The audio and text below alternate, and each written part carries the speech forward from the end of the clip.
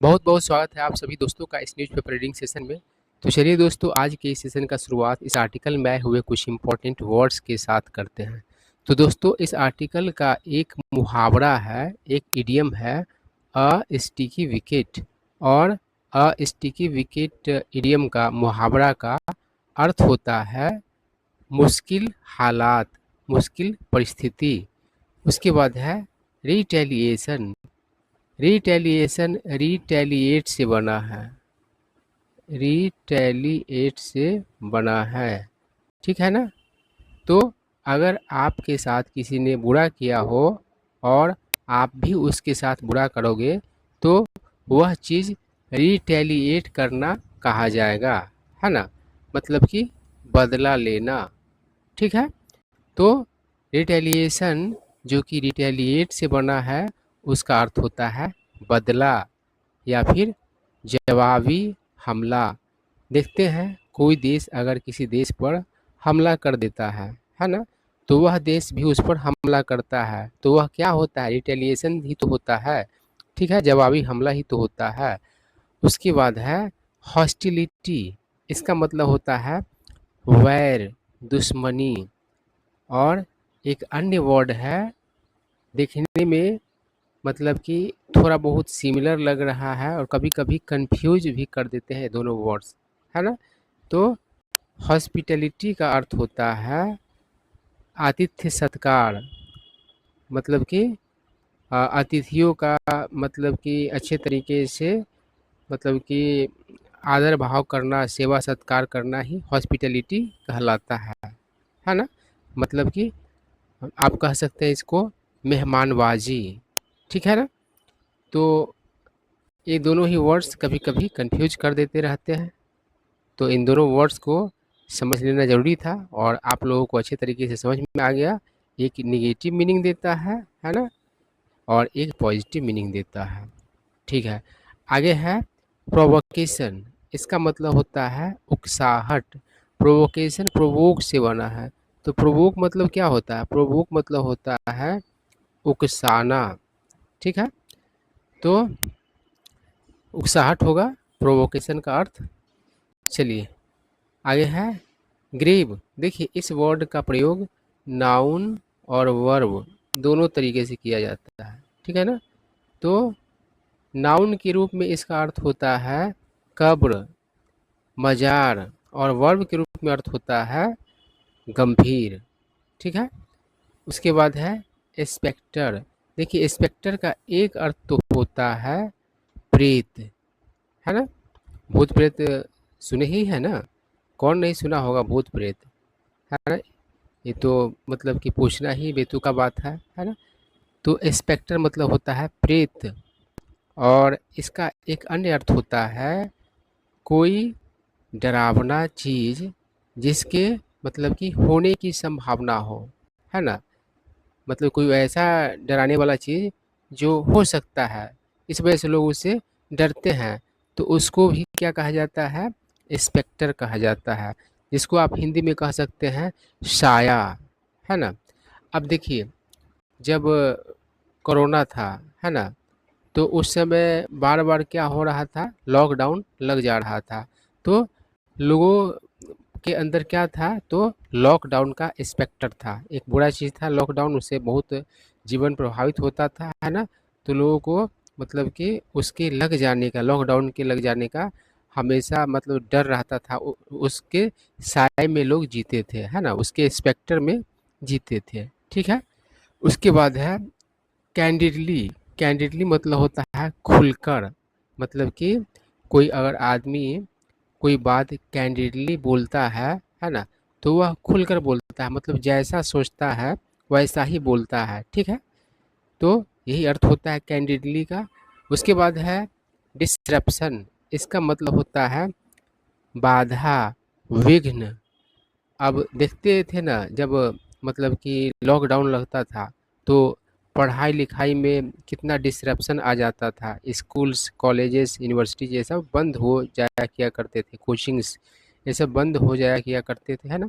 या फिर हमारा जो डेली लाइफ है उसमें भी डिसरप्शन मतलब कि आता रहता, डिसरप्शंस आते रहते थे, बहुत तरह की बाधाएं मतलब कि आते रहते थे। तो इसका अर्थ होता है विघ्न, बाधा। ठीक है। उसके बाद है अंडरमाइन, इसका मतलब होता है खोखला करना, कमज़ोर करना। ठीक है। अब चलिए आर्टिकल पढ़ते हैं। क्या कह रहा है?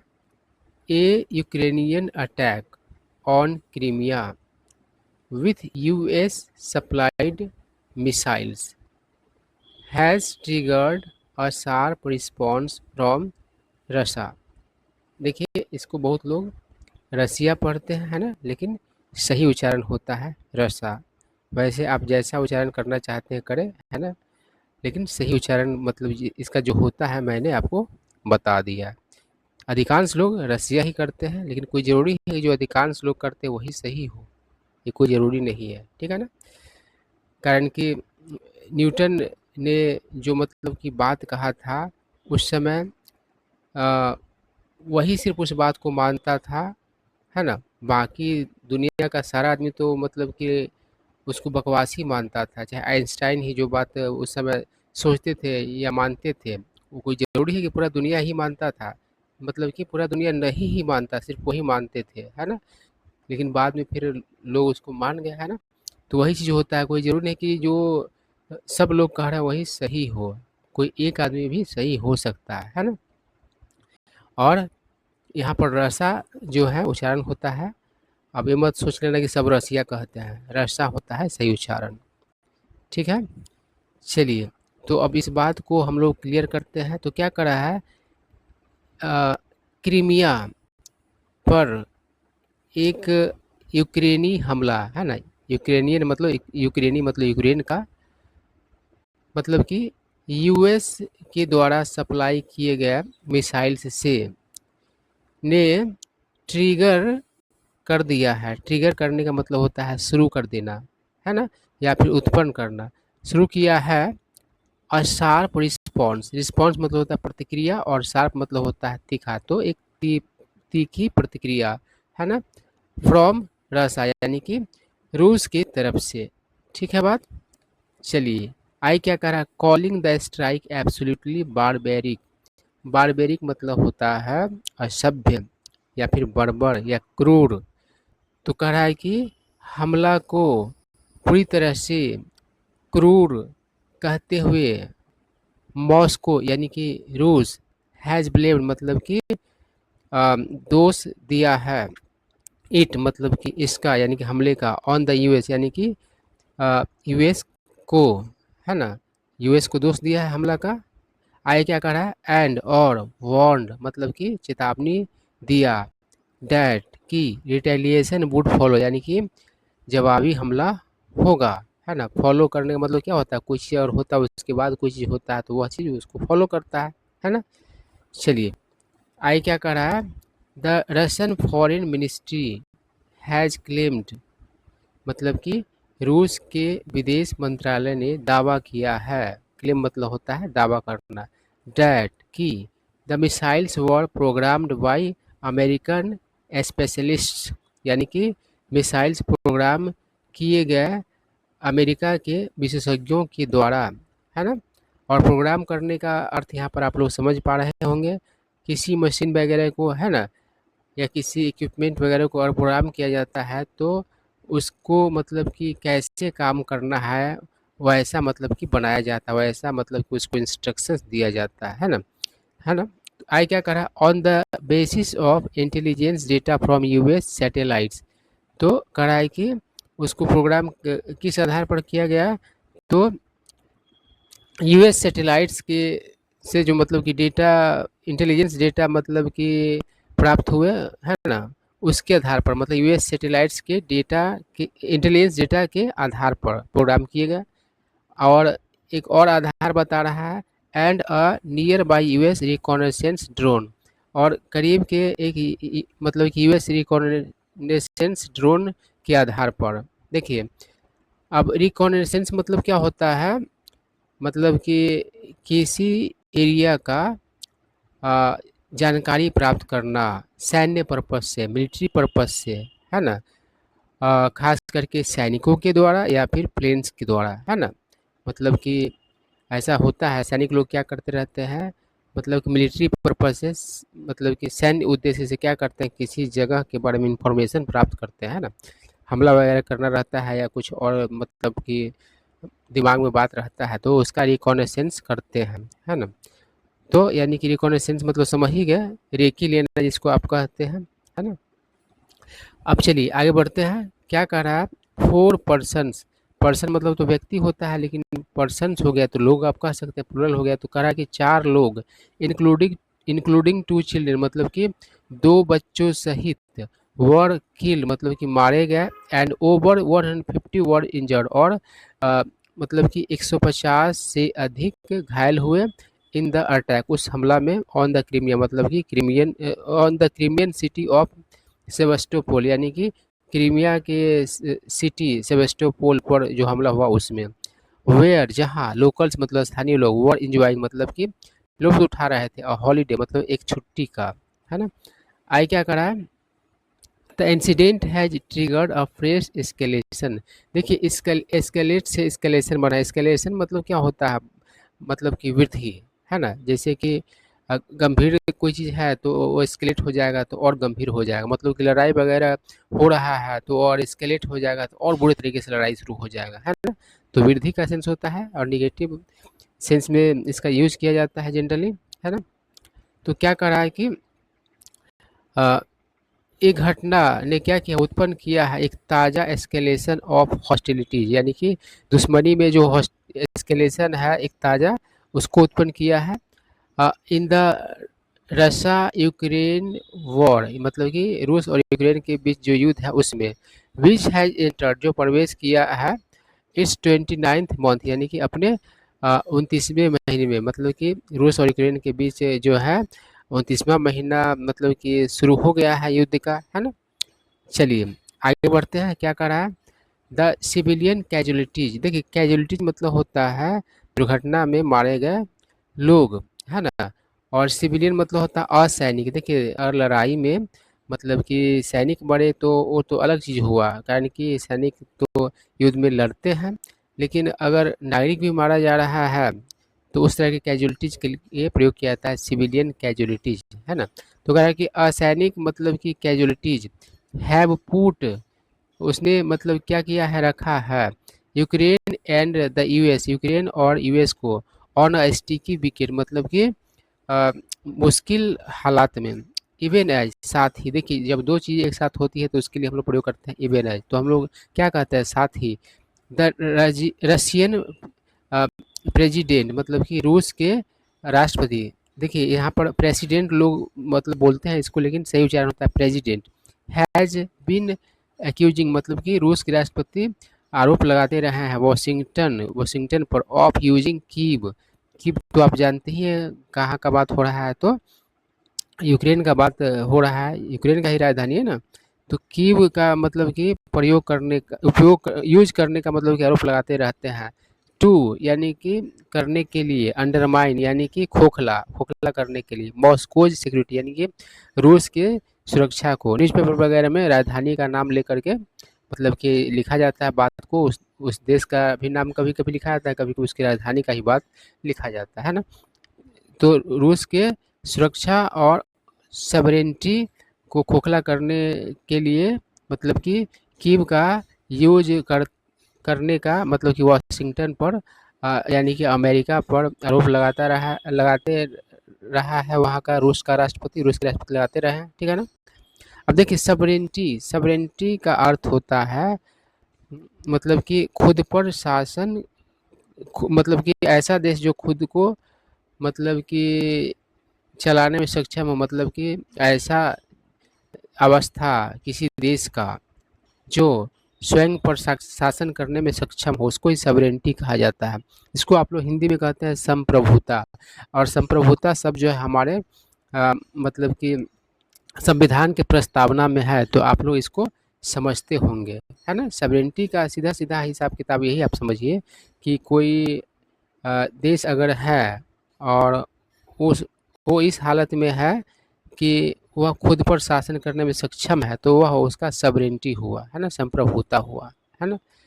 चलिए आगे बढ़ते हैं। क्या कह रहा है, the spectre of a direct confrontation, confrontation मतलब होता है मुकाबला, तो कह रहा है कि सीधा मुकाबला का स्पेक्टर, स्पेक्टर को आप लोग समझ ही गए हैं पहले ही, बिटवीन रसा and the US led NATO alliance is looming large, तो कह रहा है कि अ, रूस और यूएस की अगुवाई वाले नेटो अलायंस